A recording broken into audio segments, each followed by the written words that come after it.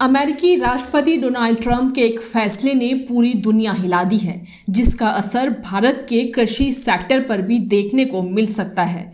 भारत हर साल अरबों डॉलर कीमत के झींगा और बासमती चावल का निर्यात अमेरिका को करता है। अब इस व्यापार पर खतरा मंडरा रहा है। दरअसल अमेरिकी राष्ट्रपति के टैरिफ से जुड़े फैसलों का सामना अब भारत भी करेगा, खासतौर पर समुद्री खाद्य निर्यात या झींगा पर। विशेषज्ञों के मुताबिक भले ही भारत पर दूसरे देशों के मुकाबले कम टैक्स लगा हो, लेकिन फिर भी इसका असर देखने को मिल सकता है।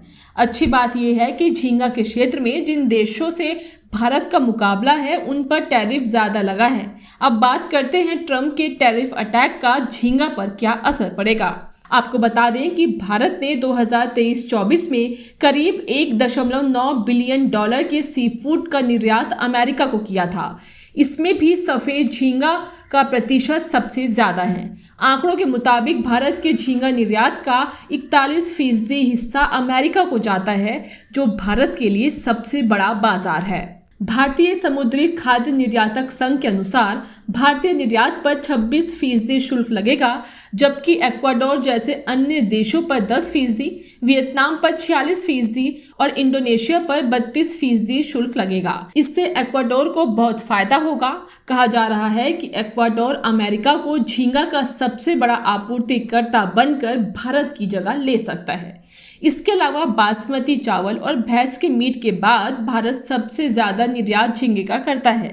ज़्यादा शुल्क की वजह से बाकी जिन चीज़ों पर असर पड़ेगा वो है oil seed, castor oil, processed फल, मसाले, काजू वगैरह। इन सभी के निर्यात पर असर पड़ सकता है, क्योंकि ब्राज़ील पर शुल्क भारत के मुकाबले कम है। लेकिन लंबे समय में ज़्यादा असर सी फूड्स और बासमती चावल पर पड़ने की आशंका ज़्यादा है।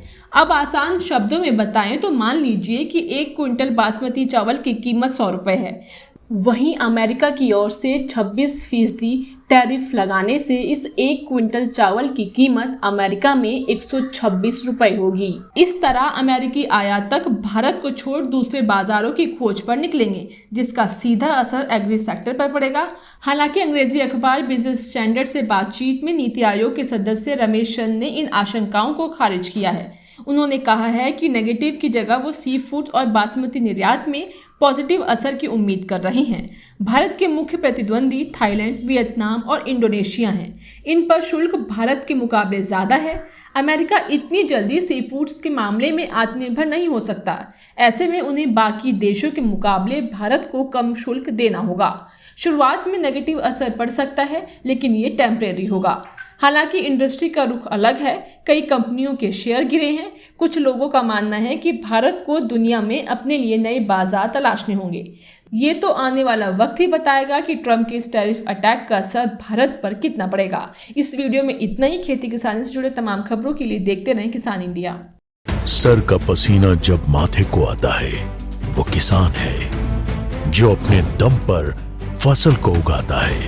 आन है, बान है, शान है, किसान है। किसान इंडिया, चलेगा हल, बढ़ेगा बल।